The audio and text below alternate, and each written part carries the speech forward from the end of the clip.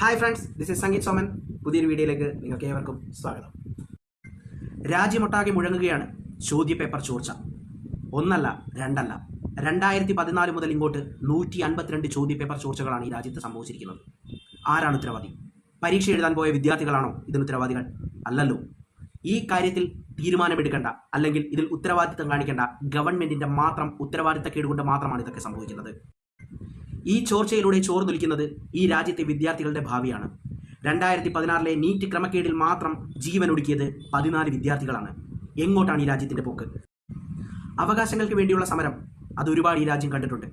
ഇപ്പോൾ മാത്രം എന്തിനാണ് ഇത്ര അസഹിഷ്ണുത? എന്തിനാണ് നിങ്ങൾ ഭയക്കുന്നത്?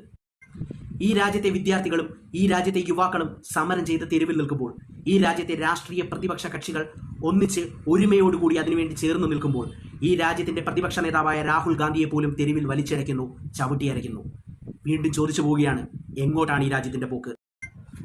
സ്വാർത്ഥ താല്പര്യങ്ങൾക്ക് വേണ്ടി ഈ രാജ്യം ഭരിക്കുന്ന ഗവൺമെന്റ് വിദ്യാർത്ഥികളെയും യുവാക്കളെയും തെരുവിൽ നേരിടുമ്പോൾ ഒന്നോർക്കുക. ഒരു വിദ്യാർത്ഥിയുടെ സ്വപ്നങ്ങൾ തകരുമ്പോൾ തകരുന്നത് ഒരു കുടുംബത്തിന്റെ സ്വപ്നങ്ങൾ കൂടിയാണ്.